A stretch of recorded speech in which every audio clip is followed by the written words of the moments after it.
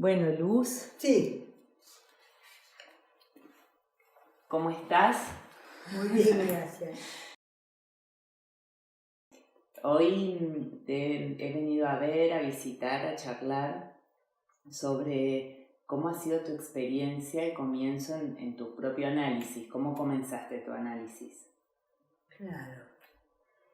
Bueno, yo creo que para contestar esto, tengo que contestar cómo fue para mí enterarme de que existe el psicoanálisis. Yo creo que el comienzo del análisis tiene una prehistoria. La prehistoria la da que me enteré de que existía el psicoanálisis de una manera familiar.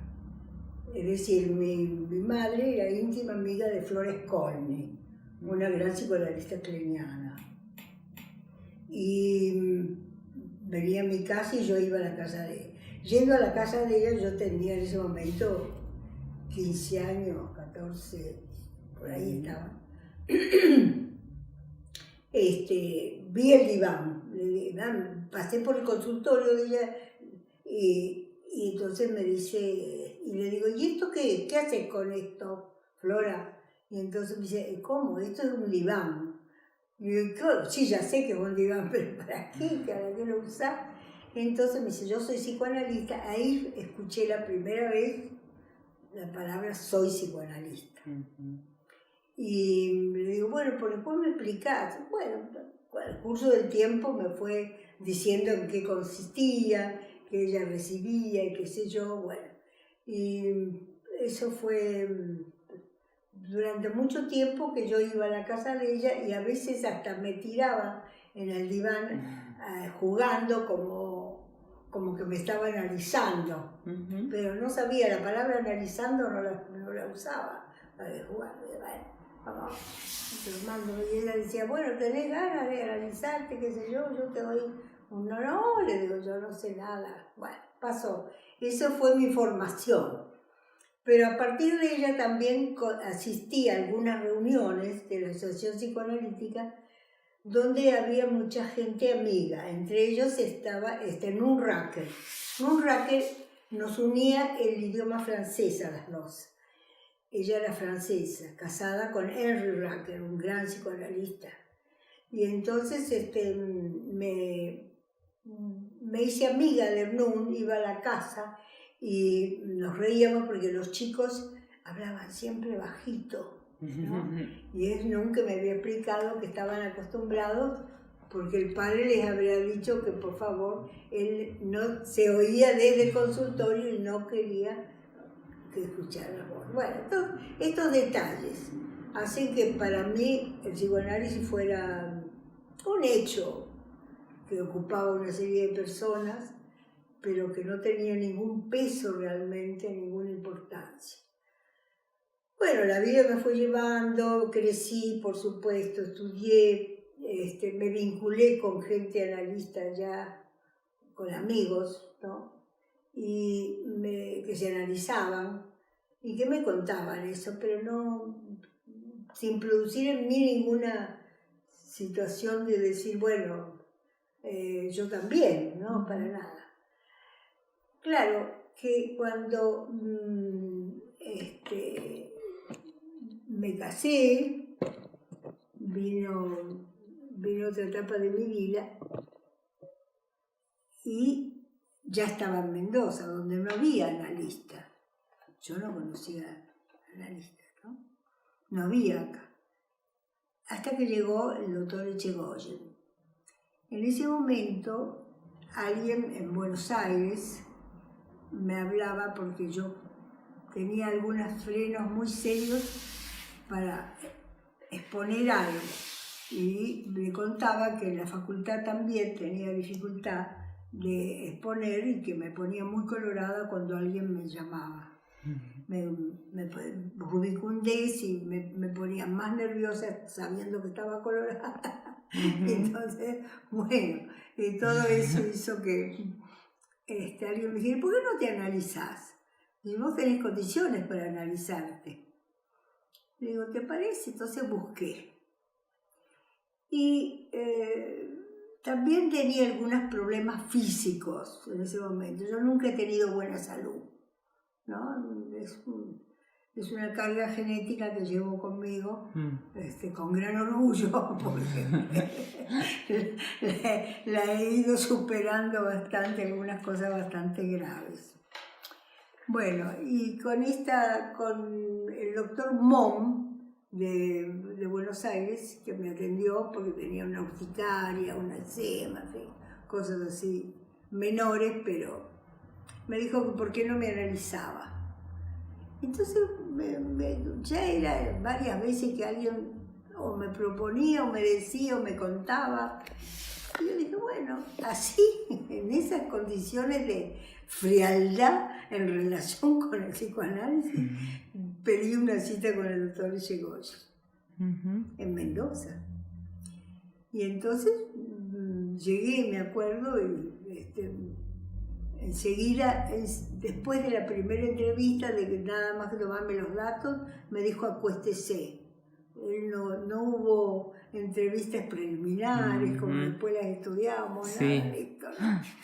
Y bueno, me acuerdo de mi primera violencia interna para hablar, que no quería decir nada.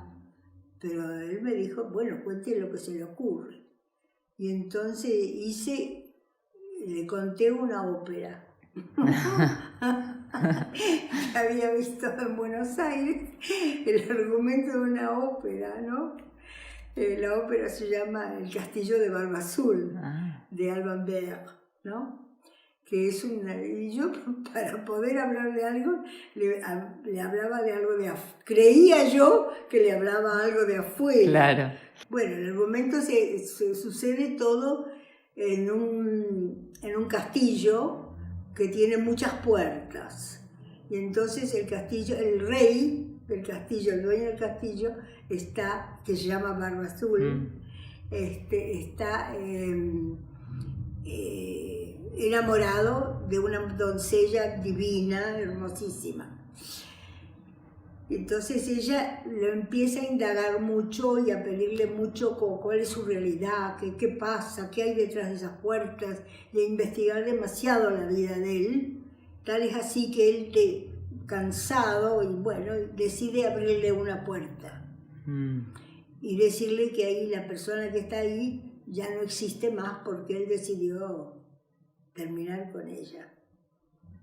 Y así sucesivamente con todas las puertas, el Barba Azul le va mostrando hechos, envidia, soledad, envidias,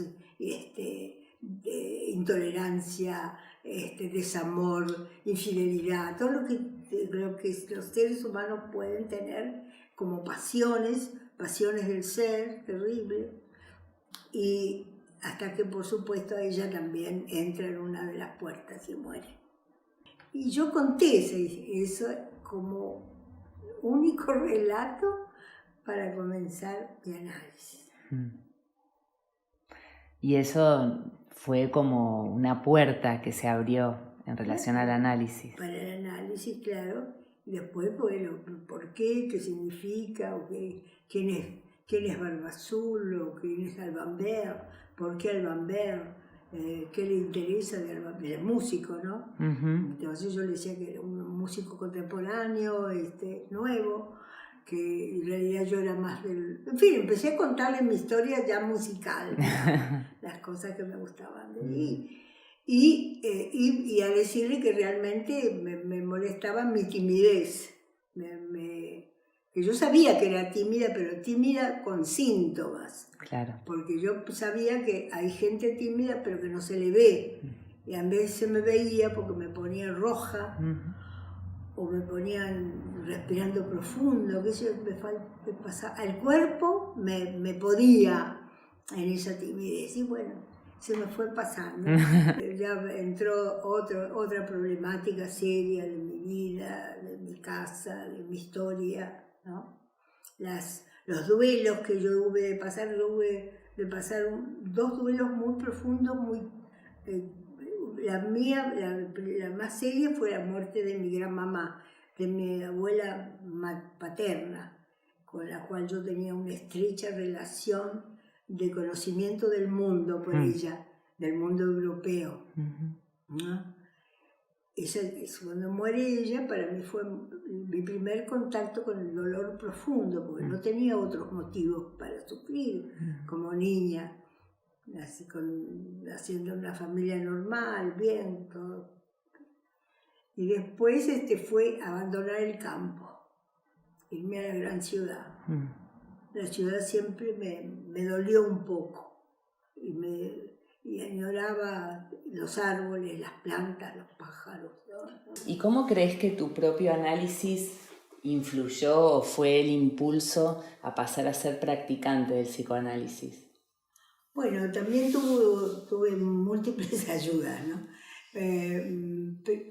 Obviamente estaba mi trabajo, que me parecía interesante, que yo hacía con Horacio Gigole, pero tenía una amiga muy querida que ya no vive, que es Tesoro Baeza, que me dijo que por qué no estudiaba psicología. Que ella tenía ganas de estudiar, pero que si querían estudiábamos juntas. Entonces me pidió los papeles y fue y me inscribió en la facultad. Esos son mis caminos apasionados, nada apasionado, por supuesto, ni determinante, ¿no? Bueno, empecé a estudiar ahí. Cuando se dio un caso, se dio una situación que no me gustaba, nos trasladamos a la Escuela de Antropología Escolar, donde se daba psicología. Y ahí me recibí con los militares en la puerta, con la ametralladora en la mano, qué sé yo, cuántas cosas, pero terminé ahí, ¿no?